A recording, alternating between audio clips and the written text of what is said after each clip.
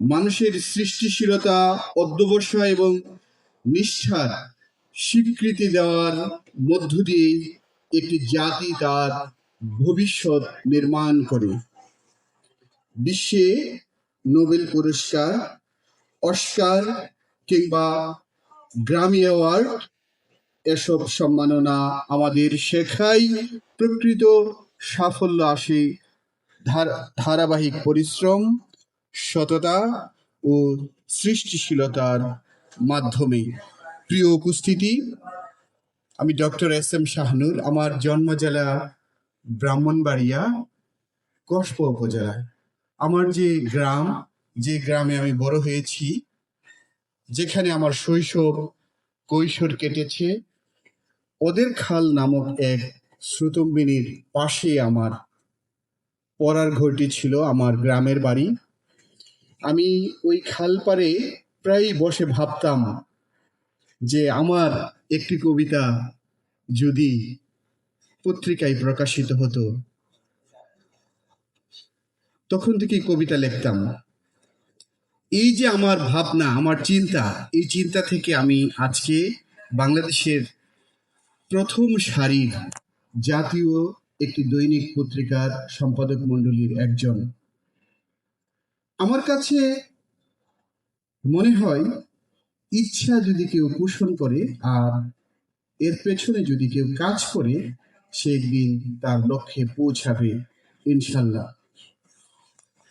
আমি আমার ব্যক্তিগত জীবনের অভিজ্ঞতা থেকে আপনাদের কাছে কয়েকটি অনুরোধ রাখতে চাই। প্রথমত বলতে চাই, সততা ছাড়া সাফল্য টেকসই হয় না। অর্জন যত বড়ই হোক, যদি তা নৈতিকতার ভিত্তিতে না দাঁড়ায়, তবে তার স্থায়িত্ব নেই। দ্বিতীয়ত যেটি বলতে চাই, পরিশ্রমের বিকল্প নেই। প্রতিটি অর্জন এবং বড় অর্জনের পেছনে থাকে অদৃশ্য ঘাম, ত্যাগ এবং ধৈর্য। তৃতীয়ত যেটি বলতে চাই, ব্যর্থতা শেষ নয়, এটি সাফল্যের প্রস্তুতি। যারা ব্যর্থতা থেকে শিক্ষা নেই, তারাই একদিন সত্যিকারের বিজয়ী হয়। আপনারা আজকে যারা এখানে পুরস্কার পাবেন, আপনাদের জীবন একটি পর্যায়ে পৌঁছেছে বলেই এই সম্মাননা আপনার হাতে আজকে তুলে দেওয়া হচ্ছে। এবং চতুর্থত আমি যে বিষয়টি আপনাদের কাছে রাখতে চাই, জ্ঞান ও সংস্কৃতি একটি জাতির শক্তি। আপনারা মনে প্রাণে অনুধাবন করবেন বলে আমার বিশ্বাস। যে সমাজ তার মেধা ও সৃজনশীলতাকে সম্মান করে, সেই সমাজই বিশ্বকে নেতৃত্ব দেয়। আপনারাও একদিন বাংলাদেশ এবং বিশ্বকে নেতৃত্ব দিবেন বলে আমি বিশ্বাস করি। সবশেষে যেটি বলতে চাই, সাফল্যের সঙ্গে দায়িত্ব বাড়ে। যারা আজ সম্মানিত হচ্ছেন, তারা শুধু নিজের জন্য নয়, সমাজ ও দেশের জন্য একটি অনুপ্রেরণার প্রতীক। বাংলাদেশ, আমাদের এই বাংলাদেশ একটি সম্ভাবনাময় দেশ।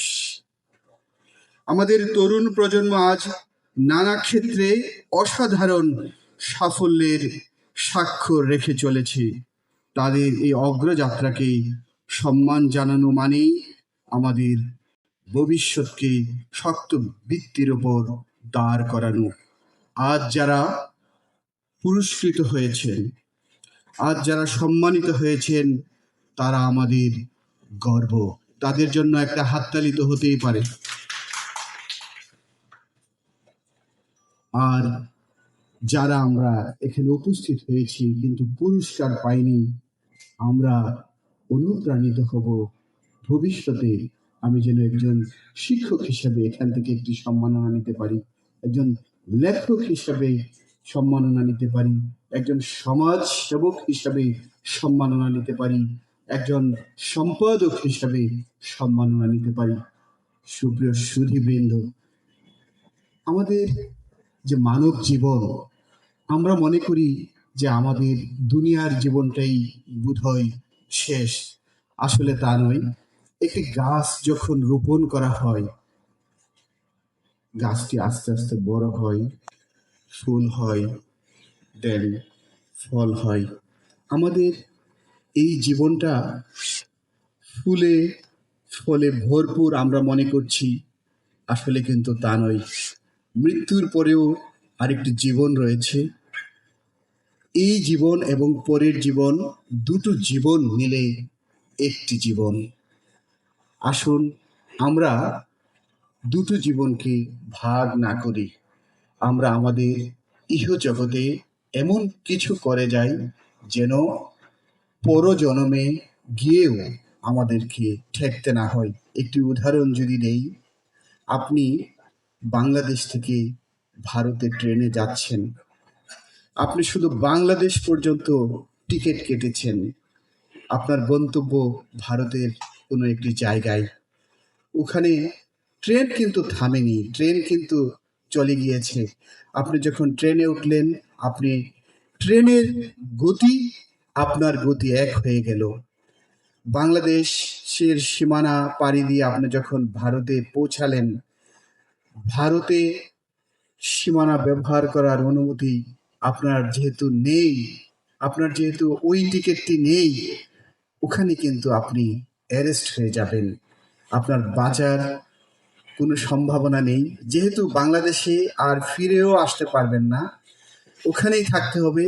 এজন্য আপনাকে বাংলাদেশ ক্রস করার আগে, ভারতের সীমানায় যাওয়ার আগে, ওখানে যেন আপনি অ্যারেস্ট না হন, বন্দি না হন, সেই ব্যবস্থাটি করে যেতে হবে। আমাদের দুনিয়ার জীবনটাও ঠিক তেমনি।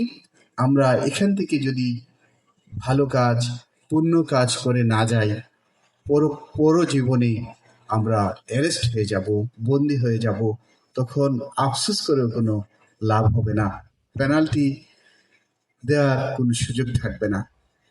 ধন্যবাদ সকলকে। একটি জাতীয় দৈনিক পত্রিকার সম্পাদক হিসেবে আপনাদের প্রতি কৃতজ্ঞতা প্রকাশ করছি। আবারও দেখা হবে কোনো এক সাংস্কৃতিক সন্ধ্যায়, এমন কোনো এক মনোমুগ্ধকর অনুষ্ঠানে কথা হবে। সে পর্যন্ত ভালো থাকবেন। মহান আল্লাহ আমাদের ভালো রাখুন, নেক হায়াত দান করুন। আমিন। আল্লাহ হাফিজ। স্যারকে অসংখ্য